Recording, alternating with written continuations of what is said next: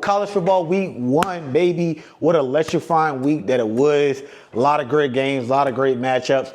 But, man, I'm not sure if y'all see my last video that I did on my week 1 NFL predictions. Yes, unfortunately, I did go 1 out of 3. But I will say, the ones that did lose, they lost by like a half a point to a point. But nevertheless, the most important part, we still in profit. We still made money. That's the most important part. So if you made money, put a bag sign in the comments, hit the like button, do something. Because week 2, we're going to be better. Plus, NFL's coming out as well. So stay tuned for those picks. Make sure you got your post notifications turned on. But nevertheless, we're about to jump straight into these highlights and kind of break down, you know, what I saw, what I'm looking forward to for next week on lineups and spreads.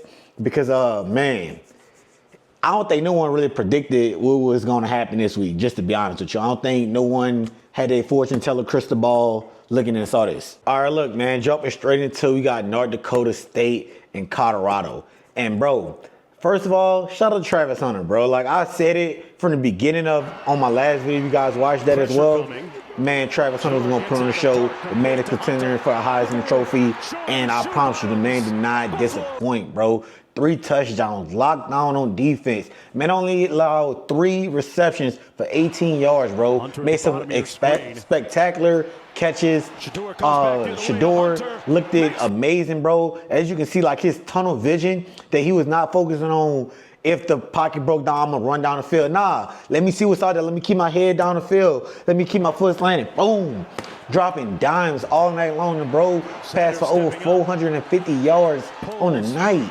Man, but here's some flaws that I did see, bro. It's the exact same thing last year. They cannot run the ball at all. They cannot.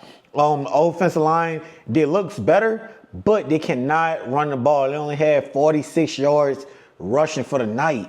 Like, I hate to say it, when looking at their schedule and who you got coming up to face, they can't run the ball, it's going to go down here real quick, real fast. I don't care what you say. Yeah, they got to be able to fix that the offensive line to be able to run the ball. All right, man. Coming in at number 2, we got them Bulldogs, Georgia Bulldogs versus Clemson.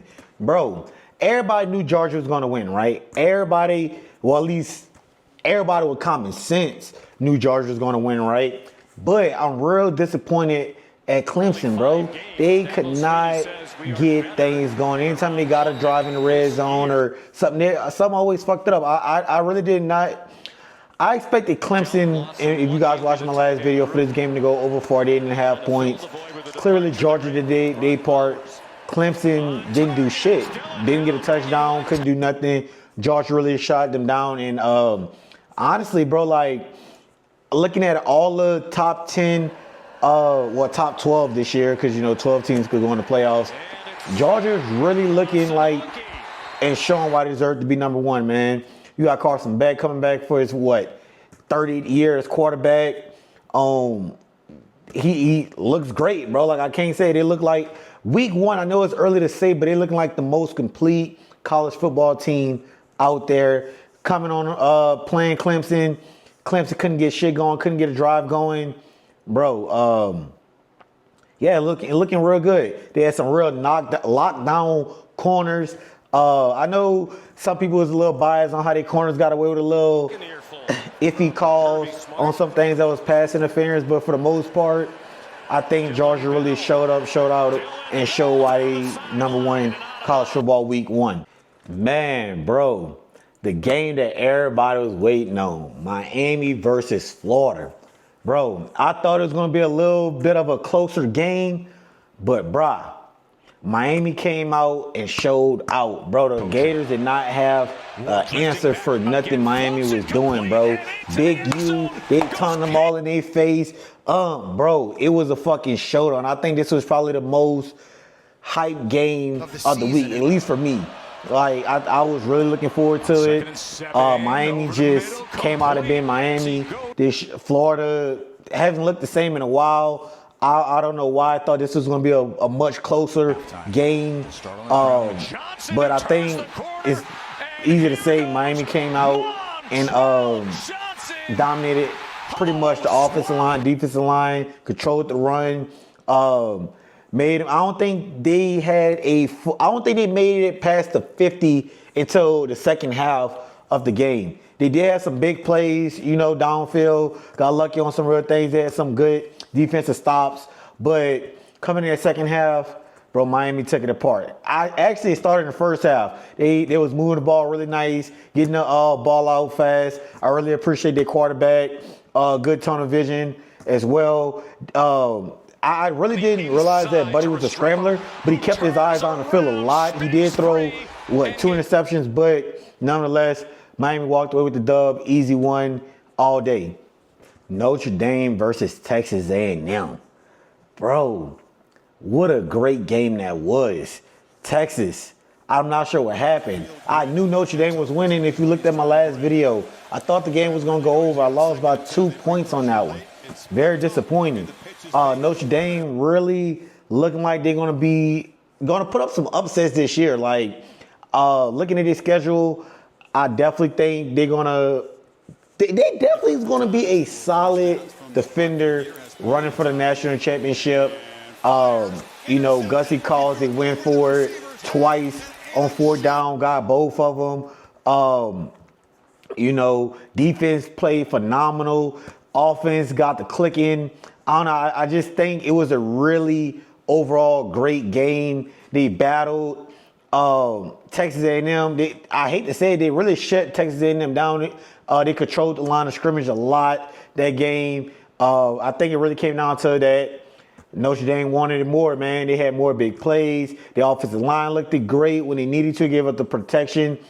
Just a lot of drop balls. I think that was the real difference on why it wasn't a blowout. A lot of drop balls, a lot of bad calls.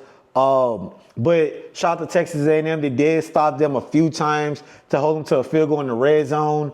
I think if they get it, I think they was just playing through those first game jitters. But other than that, man, Notre Dame looked really nice. I said it from the beginning. Let's learn. I should have just took the money line on this one. I thought Texas A&M was gonna put out a little bit more points on the board. They didn't. Took the L on that one. It is what it is, baby. Man, the last game that I want to point out is Ole Miss. I know they didn't really play anyone. They played Furman out of all people. But, man, bro, Ole Miss was having it their way. They were just out there having fun on the field. You got the defensive tackle running the ball, scoring touchdowns. Man, they just had a field goal out there. I do want to say, man, look, don't sleep on Ole Miss at all. If you watched my last video, I knew Ole Miss was going to cover the spread, put up defense, look great. Once again, they're playing Furman, so you really can't judge them on this one. But I'm telling you, bro, this is going to be a sleeper pick. I'm rocking with Ole Miss a lot this year. They look fucking great, bro. So stay tuned for next week picks. Hopefully I go 3-3 because the first pick I won this week was definitely WNBA. It wasn't even college football, but like I said, a lot of these matchups this week was kind of tricky to handle. The ones I did do. They didn't blow bad, is what I'm saying. I lost by a point or a half a point on each one of those games, either on the spread or the over and under. Rest of that, like, I really can't, predict it well, but I think I did a very great job. I think the lesson learned is either to, 1, do round robins. 2, when you see profit, take profits. I think that's the best 2 advices to go as well, because, if you do a round robin, and you do a 4-leg round robin, if I put together a 7-leg ticket, long as 4 of them hit, you win your money back. If all of them hit, we definitely in profits. But man, I'm really excited for week 1 NFL. So make sure you hit them make sure you got those post notifications turned on, hit that like button, hit the subscribe button. The road to 30K is coming soon. We already up in profits. Week 1, let's go, baby. Swag.